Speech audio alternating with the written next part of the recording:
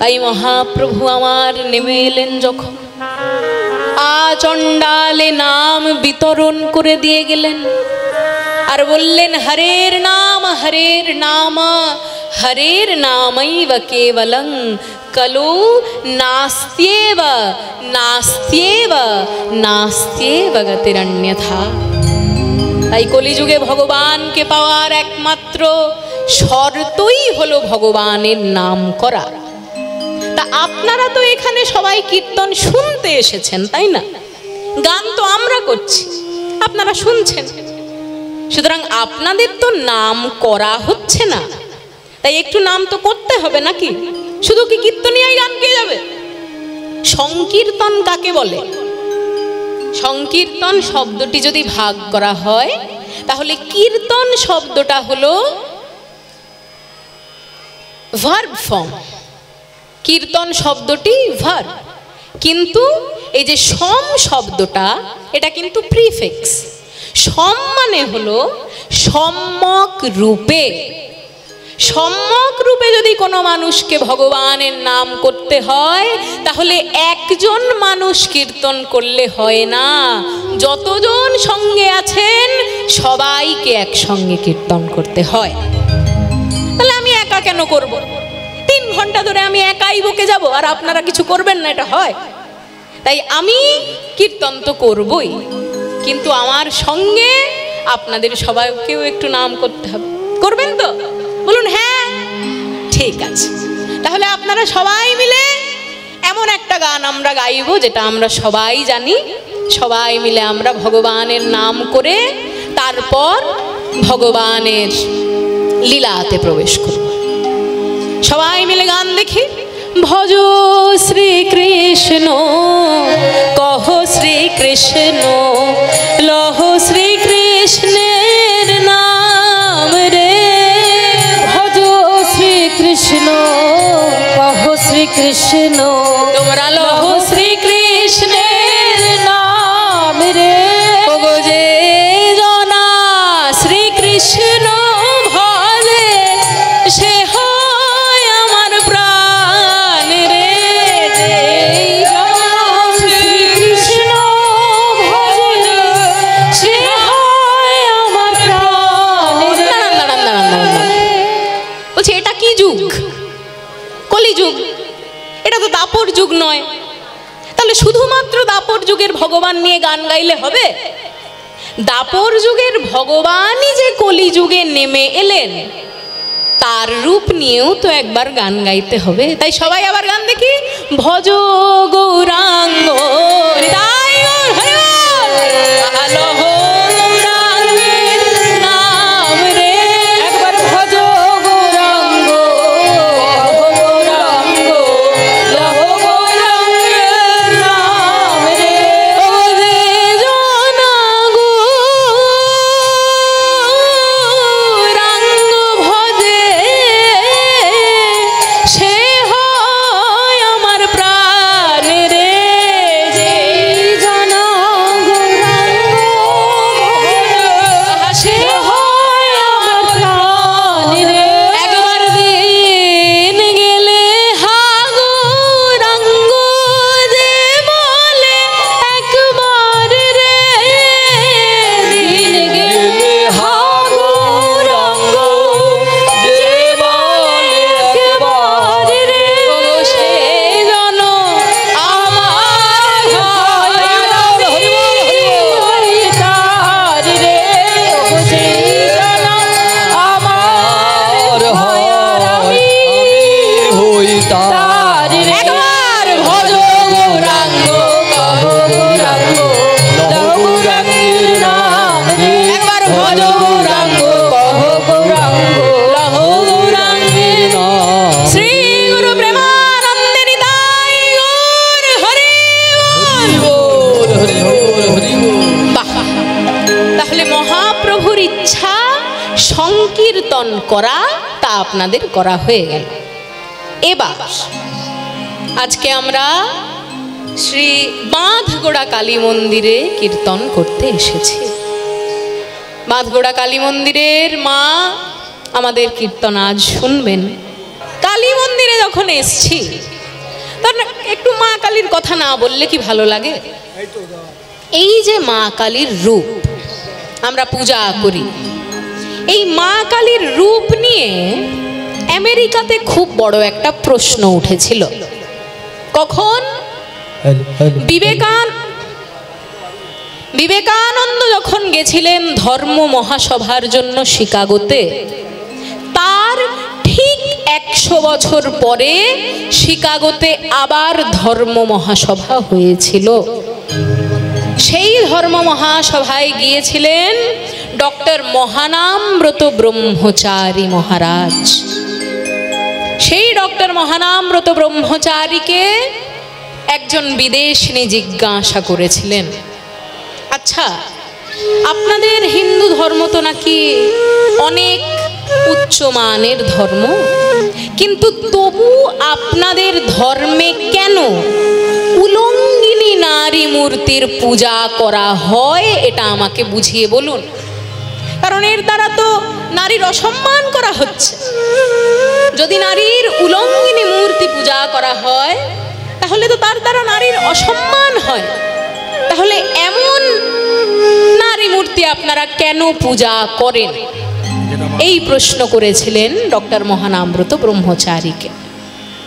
তিনি তখন সেই মেয়েকে উত্তর দিলেন, বললেন, আচ্ছা মা, ধরো কিছুদিন পর তোমার এক সন্তান জন্ম নিল।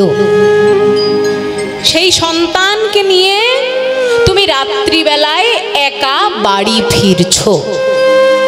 বাড়ি ফেরার পথে যদি একদল গুন্ডা তোমার সামনে চলে আসে, আর সেই গুন্ডারা তোমাকে এসে বলে যে আমরা তোমাকে কিছু করব না, কিন্তু তোমার ছেলেটার আমরা ক্ষতি করতে চাই, তখন তুমি মা হয়ে কি করবে বলো দেখি? কি করব? আমি তখন আমার প্রাণের শেষ নিঃশ্বাস অবধি, আমার শরীরের শেষ রক্তবিন্দু অবধি আমি আমার ছেলেকে রক্ষা করার জন্য যুদ্ধ করে যাব। যুদ্ধ করবে তো? এবার ধরো সেই যুদ্ধ করতে গিয়ে যদি তোমার গায়ে যে জামাটা পরা রয়েছে সেই জামাটা ধীরে ধীরে খুলে যায়, তখন তুমি কি করবে? তখন আমি কি করব? আমার ছেলেকে আমি বুকে জড়িয়ে দিয়ে রাখবো। আমার জামা যদি খুলেও যায় তবুও আমি সেই দিকে মন দেব না, আগে আমার ছেলে বেঁচে আছে কিনা আমি তাই দেখব। তখন মহানামব্রত ব্রহ্মচারী বললে, দেখো তুমি তোমার একমাত্র পুত্রকে বাঁচানোর জন্য নিজের বসন ভূষণের চিন্তা করনি বা করবে না, তাহলে আমাদের জগতের যিনি মা, তার তো শত শত লক্ষ লক্ষ কোটি কোটি পুত্র। তার পুত্ররা যখন একবার দস্যুদের কাছে যাবে, সেই মা কি তখন চিন্তা করবে যে আমার ছেলে যায় যাক, আমার শাড়িটা ঠিক থাকুক? নাকি তখন মা ছেলেকে বাঁচানোর জন্য প্রাণপণে যুদ্ধ করবে, তাতে যদি শাড়ি খুলে যায় তবুও চিন্তা করবে না? তাই তো সেই জন্য মায়ের সেই রুদ্রা মূর্তি আমরা পূজা করি। মা যে শুধুমাত্র মমতাময়ী হন না, পুত্রকে রক্ষা করার জন্য মা যে ভীষণাও হয়ে উঠতে পারেন, সেই মূর্তিকে রক্ষা করার জন্য, সেই মূর্তিকে সারা জগতের সামনে তুলে ধরার জন্য আমরা মা কালীর পূজা করি। তখন সেই মেয়ে বললেন, আচ্ছা পূজা তো মানে যুদ্ধ তো নাকি মা কালী অনেক যুগ আগে করেছে, এই সমস্ত যুদ্ধ তো সত্য যুগে হয়েছে, তবুও কলিযুগ অবধি আমরা কেন মা কালীকে শাড়ি পরাইনি? এই প্রশ্ন যদি কেউ করে, যে যুদ্ধ যখন হয়েছে হয়েছে তাই বলে এখনো অবধি কি মাকে শাড়ি পরানো যাবে না? এই প্রশ্ন যদি কেউ করে তার কিন্তু দুটো উত্তর আছে। প্রথম উত্তর কি? প্রথম উত্তর হলো এই যে ধরুন আপনার সামনে একটা ঝড় বয়ে আসছে, এই যে কি নাম, আয়লা, তারপর আমফান কিছুদিন আগে এলো না, এই যে আমফান বা আয়লা, এই রকম ধরনের বড় ঝড় যদি আপনার সামনে দিয়ে যায়, আর আপনি যদি মনে মনে ভাবেন আমি আমি এই ঝড়টাকে একটা কাপড় দিয়ে আটকে দেব, আপনি কি পারবেন? আপনি পারবেন না, আপনার কাপড় উড়ে যাবে সেটা তো পরের কথা, আপনি কোথায় উড়ে গিয়ে পড়বেন তার কোনো ঠিক নেই। সুতরাং বায়ু শক্তিকে দমানো যেমন সম্ভব নয়, তেমনি এই জগতের সব থেকে বড় শক্তি হলো মাতৃশক্তি। মাতৃশক্তির আগে বায়ু শক্তিও নয়, অগ্নি শক্তিও নয়। তাহলে বায়ু শক্তিকেই তুমি কাপড় দিয়ে আটকাতে পারো না, মাতৃশক্তিকে কেমন ভাবে আটকাবে? তাই মাকে কাপড় পরানোর মতন সুযোগ বা কাপড় পরানোর মতন ক্ষমতা তার পুত্র কন্যাদের হয়নি। আর দ্বিতীয় কথা, তুমি কি ভাবছো যুদ্ধ শুধুমাত্র সত্যযুগেই হয়েছে? যুদ্ধ আজ পর্যন্ত হয়ে চলেছে। আগেকার যুদ্ধ ছিল মানুষের সঙ্গে দৈত্যদের যুদ্ধ, যেটা চোখে দেখা যেত। কিন্তু কলিযুগের যে যুদ্ধ, এই যুদ্ধ চোখে দেখা যায় না, এই যুদ্ধ হয় মানুষের হৃদয়ের ভিতরে। আমাদের আসুরিক প্রবৃত্তির সঙ্গে আমাদের দৈবিক প্রবৃত্তির যুদ্ধ আজ অবধি হয়ে চলেছে। আসুরিক শক্তি এবং দৈবিক শক্তি আমাদের প্রত্যেকজন মানুষের মধ্যেই বর্তমান। তার মধ্যে যে ব্যক্তিরা নিজের আসুরিক শক্তিকে দমিয়ে দৈব শক্তিকে নিয়ে বাঁচতে পারে, তারাই সেই যুদ্ধে জয়ী হয়। আর যারা দৈবী শক্তির ধার ধারে না, শুধুমাত্র আসুরিক শক্তি, শুধুমাত্র তমোগুণ নিয়ে পড়ে থাকে, তাদের দ্বারা কিন্তু যুদ্ধ জয় করা সম্ভব হয় না। তাই জন্য যুদ্ধ আজ পর্যন্ত হয়ে চলেছে, যুদ্ধ তো শেষ হয়নি। আজ পর্যন্ত যে যুদ্ধ হচ্ছে, মায়ের যে শাড়ি পরার সময়ই নেই, মা শাড়ি পরবেন কখন? সত্যযুগে যুদ্ধ শুরু হয়েছে, আজ পর্যন্ত সেই যুদ্ধ শেষ হয়নি। মা কি শাড়ি পরার সময় পেয়েছেন যে শাড়ি পরবেন? তাই জন্য মায়ের গায়ে শাড়ি আমরা দেখতে পাই না। বলা হলো না, এমন যে ভয়াল কালো মূর্তি, এই কালো মূর্তিকে আমরা পূজা করছি, কিন্তু এই কালো মূর্তির চরণ তলে কত বড় বড় আলোক পিণ্ড যে ঘুরে বেড়াচ্ছে তা আমরা জানি না।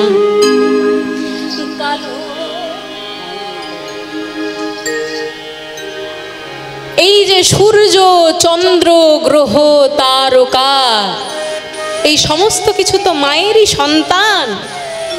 আমরা হলাম মায়ের নাতি নাতনির মতো। মায়ের সন্তান কিন্তু গ্রহ তারকা, আমরা সেই গ্রহ তারকার সন্তান। সুতরাং আমরা মায়ের একেবারে নাতি নাতনি। তার সন্তান এমন বড় বড় যে একজন সন্তানের ভিতর আমাদের মতন 500 কোটি সন্তানকে রেখে নেবে। সেই মায়ের পূজা আমরা করছি, সেই বৃহৎ মাতৃশক্তিকার আমরা পূজা করছি। তাই সেই মায়ের পূজায় আমাদের যেন কোনো ত্রুটি না থাকে, তার জন্যই তো মায়ের চরণে আমাদের প্রার্থনা, মায়ের চরণে আমাদের বারবার ছুটে আসা। লেখক বলছেন, কালো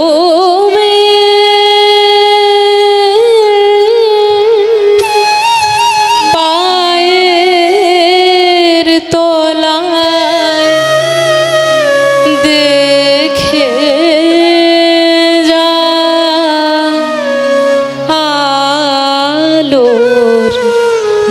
আলোর নাচন, কালো পায়ের তলায় দেখে যা আলোর নাচন, কালো পায়ের তলায় দেখে যা আলোর নাচন।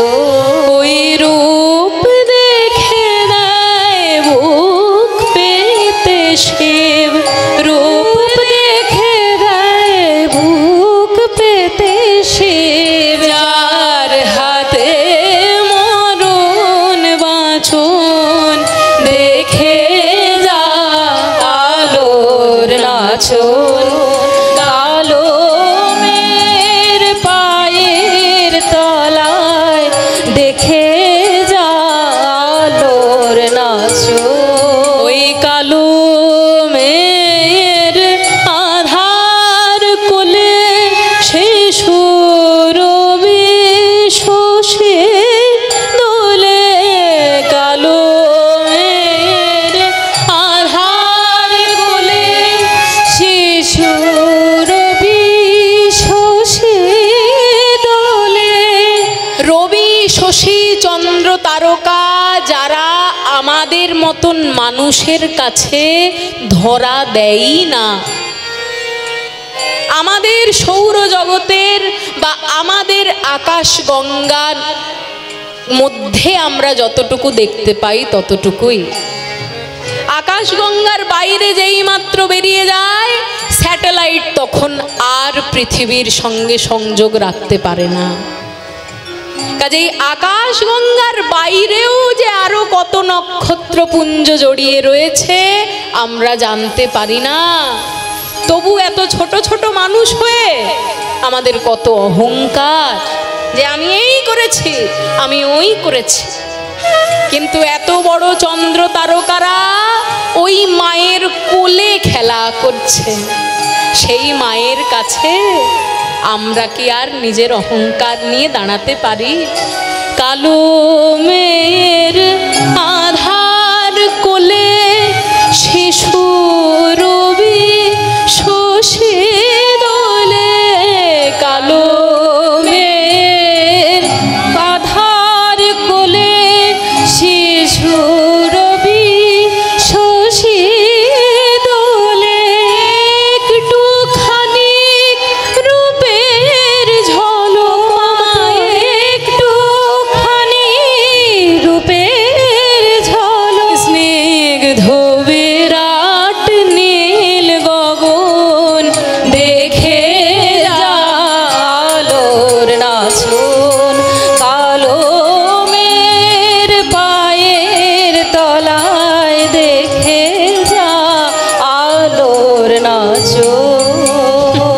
মাকে আমরা মা বলি তাই, না হলে মা একেবারে ছোট্ট বাচ্চার মতন, যে ডাকে তার কাছেই চলে যায়। একদম ছোট্ট বাচ্চারা যেমন কেমন সাজগোজ করেছে তার চিন্তা করে না, সব সময় চুল কোঁকড়ানো চুল এবড়ো খেবড়ো করে খুলে রেখে দেয়। পাগলের মতন ছোট্ট মেয়ের মতন মাও আমার সব সময় চুল খুলে রাখেন, আর সেই চুলের অন্ধকারে সারা জগৎ অন্ধকার হয়। এই যে বিশ্ব ব্রহ্মাণ্ডের অন্ধকার, যখন দেখবেন বিশ্ব ব্রহ্মাণ্ডের কোনো ছবি আপনি দেখতে পান, গ্রহ তারকাগুলো জল জল করছে কিন্তু চারিদিকটা অন্ধকার হয়ে রয়েছে। সেই অন্ধকারটা কোন অন্ধকার? মায়ের যে এলোকেশের অন্ধকার, সেই অন্ধকারের মধ্যেই গ্রহ তারকারা খেলা করে। পাগলে মেয়ে এলো কেশে নিষেধেনের দুলিয়ে কেশ নেচে বেড়ায় দিনের চিতায় লীলার যে তার নাই কোশেষ এলো কেশে নিষেধেনের দুলিয়ে কেশ নেচে বেড়ায় দিনের চিতায় লীলার যে তার নাই কোশেষ বিন্দুতে মার সিন্ধু খানিক ঠিক রে পড়ে রূপের মানিক বিন্দুতে মার সিন্ধু খানিক ঠিক রে পড়ে একটুখানি আমরা মাকে কাপড় দিয়ে আটকাতে চাই। কাপড় দিয়ে আপনি পৃথিবীর জিনিস আটকাতে পারবেন, কিন্তু সৌর জগৎকে কি কাপড় দিয়ে আটকাতে পারবেন? আমার মা যে হলো এই সৌর জগতের জন্মদাত্রী, সৌর জগৎকেই আপনি কাপড় দিয়ে আটকাতে পারবেন না। আর সৌর জগতের যিনি মা, যার কোলে সৌর জগৎ খেলা করছে, তাকে আপনি কাপড় দিয়ে আটকাবেন? এই বিশ্বে মায়ের রূপ ধরে না, বিশ্বে মায়ের রূপ ধরে, বিশ্বে মায়ের রূপ ধরে না, বিশ্বে মায়ের রূপ ধরে আমার মা আমার তাই দিগ বসন দেখে যা আলোর নাচন কালো মের পায়ের তলায় দেখে যা আলোর নাচন এবার রূপ দেখে দেয় বুক পেতে সে রূপ দেখে দেয় বুক পেতে সে যার হাতে মরণ বাঁচন দেখে যা আলোর নাচন কালো এর পায়ের তলায় দেখে যা আলোর নাচন শরণাগত দীনার্ত परित्राण परायणे सर्वस्यार्ति हरे देवे नारायणि नमोस्तुते सृष्टिस्थिति विनाशानां शक्तिभूते सनातने गुणाश्रये गुणमये नारायणे नमोस्तुते सर्वमङ्गलामङ्गल्ये शिवे सर्वार्थसाधिके शरण्ये त्र्यम्बके गौरी नारायणे नमोस्तुते शरण्ये त्र्यम्बके गौरी नारायणे नमोस्तुते शरण्ये त्र्यम्बके गौरी नारायणे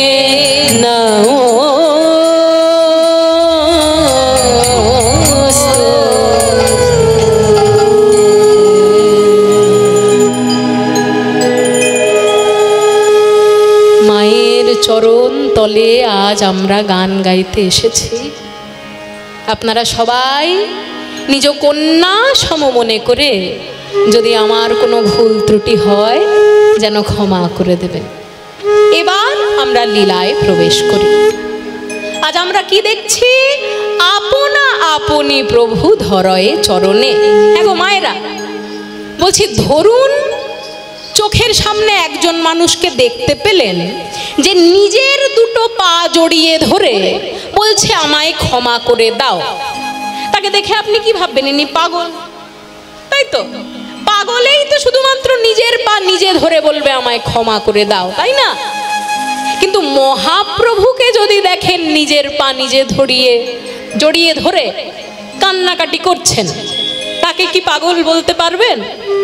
তাই আপনায় আপনি প্রভু ধরয়ে চরণে, কেমন ভাবে? আপনারও বাম পদ, আপনারও বাম পদ ধরে আপনি রে, আপনারও বাম চরণ প্রভু ধরে আপনি কি বলছেন? বলি মোরে ক্ষমা করো বলে ডাকে ঘনে ঘন রে, মোরে ক্ষমা করো বলে ডাকে আপনি গো। কেন মহাপ্রভু আমার বাঁদিক ধরে কাঁদছেন? আচ্ছা, আপনাদের মনে প্রশ্ন উঠছে না যে বাঁ চরণ ধরেই কেন কাঁদছেন? ডান দিকের পা ধরে কাঁদলেও তো হতো নাকি?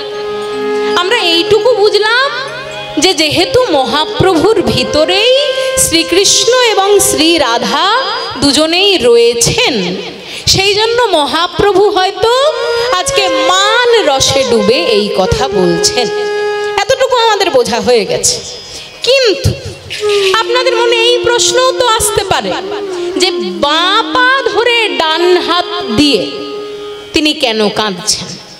তিনি তো বাঁ হাত দিয়ে ডান পা ধরেও কাঁদতে পারতেন নাকি? তবু বাঁ পা ধরে কেন কাঁদছেন? কেন কাঁদছেন? কারণ